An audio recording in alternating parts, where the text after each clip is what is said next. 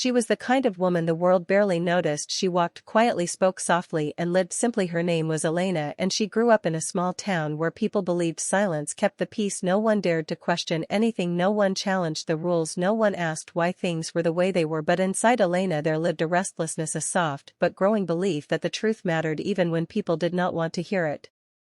Elena worked at a small factory where the workers were treated unfairly. Every day she watched her friends struggle with low pay, unsafe conditions, and long hours, but no one complained because they feared losing the little they had. They believed silence was survival. Elena tried to stay quiet too, but each day she saw something that pushed her heart a little closer to speaking up. She saw an old man lifting heavy boxes with trembling hands. She saw a young girl crying in the storage room because her supervisor yelled at her. She saw people treated like machines rather than human beings.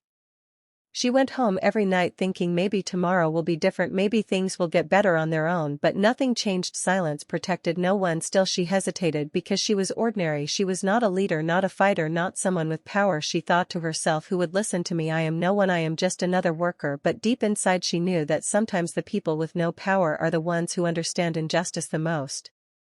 One day a serious accident happened. A machine malfunctioned and injured a worker badly. The supervisors tried to hide it. They told everyone to stay quiet. They said if anyone talked they would lose their job. Elena felt something break inside her. She looked at the injured man being carried away, and she knew silence had become a cage that trapped them all. She decided that if she kept quiet today, then tomorrow someone else would get hurt, maybe worse. She understood that fear had controlled them for too long, and that one word was heavier than the bus itself. It carried centuries of pain and generations of hope.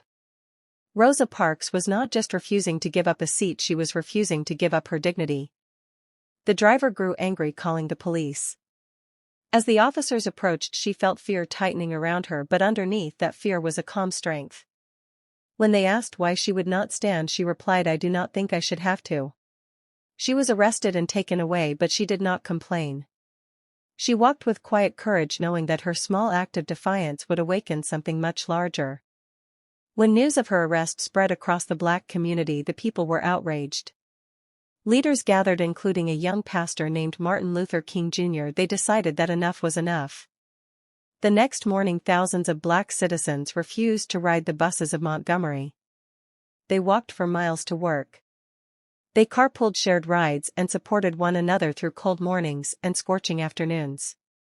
For days, then weeks, and eventually more than a year, the boycott continued. The buses moved almost empty through the streets of the city, each one a symbol of the fight that had begun. And all of it started with a woman who simply stayed seated. Rosa Parks became a national figure of strength, though she never sought fame. She received threats, she lost her job, and her family faced hardships. But she never regretted her decision. She believed that dignity was worth any price. Her courage helped ignite the civil rights movement, one of the most powerful fights for equality in American history. Years later, when she looked back at that moment, she said, people always say I didn't give up my seat because I was tired. But that is not true. I was not tired physically.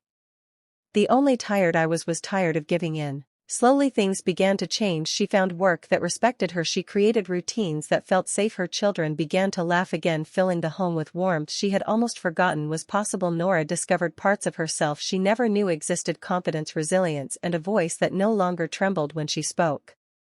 She began helping other women quietly, at first listening, sharing resources, reminding them they were not weak for wanting more. She did not see herself as a leader, but others did. They saw a woman who had been tested and remained standing, a woman whose strength was not loud but unshakable.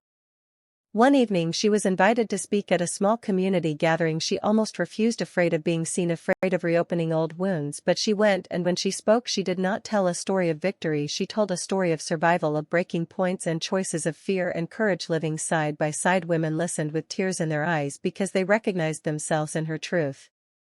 That night Nora realized something powerful. Refusing to break did not mean never feeling pain, it meant choosing to rise again and again, even when the world expected you to stay down. It meant redefining strength on your own terms. Years later, when she looked back, she did not see a perfect journey. She saw scars, lessons, and moments where she almost gave up, and she felt proud, not because she was untouched but because she was still here, still standing, still choosing life, the woman who refused to Break did not become strong overnight. She became strong every time she chose to keep going, every time she chose dignity over fear, every time she chose herself when the world tried to convince her she was not enough, and in doing so she became proof that even the most fragile beginnings can grow into unbreakable courage, that strength is not the absence of pain but the decision to keep moving forward, carrying your story not as a burden but as a testament to everything you survived.